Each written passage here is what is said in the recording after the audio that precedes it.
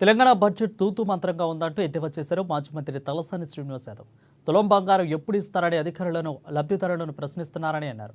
ఇక ఎన్నికలకు ముందు కాంగ్రెస్ పార్టీ ప్రజలకు అనేక వాగ్దానాలు చేసి అధికారంలోకి వచ్చిందని అన్నారు. అధికారంలోకి వచ్చి 15 నెలలు దాటినా అమలుకు నోచుకోలేని హామీలు ఇచ్చారని ఫైర్ అయ్యారు. ఈ నేపథ్యంలో సికింద్రాబాద్ ఎంఆర్ఓ ఆఫీసులో లబ్ధిదారులకు కళ్యాణ లక్ష్మి, షాదీ ముబారక్ చెక్కులను అందజేశారు.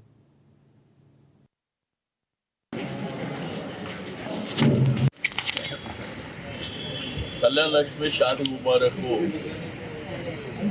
మరి చెక్కులు ఈరోజు ఇవ్వడం, అది ప్రజల డిమాండ్ మీరు చూసారు.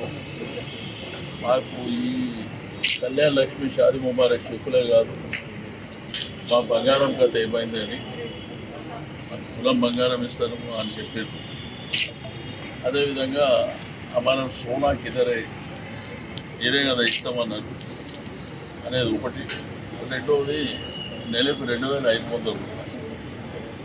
ఇప్పటికే 15 మాసాలు అయిపోయింది. అది కూడా ఇస్తే, ఎందుకంటే మీరు చెప్పినందుకే మేము ఓట్లు వేసాం.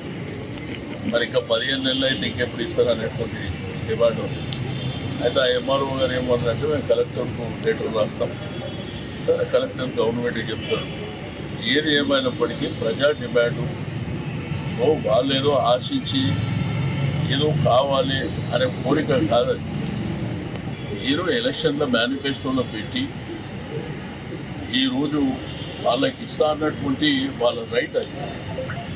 కాబట్టి తప్పకుండా ఇవ్వవలసినటువంటి అవసరం ఉంది.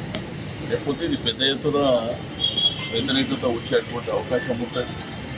రెండోది, ప్రజలు కూడా నువ్వు ఒకప్పుడు ఏంటంటే ఇచ్చి మర్చిపోయినామంటే ఒప్పుకుంటున్నాడే, కానీ ఇప్పుడు వదిలిపెట్టే పరిస్థితిలో ఉంటారు.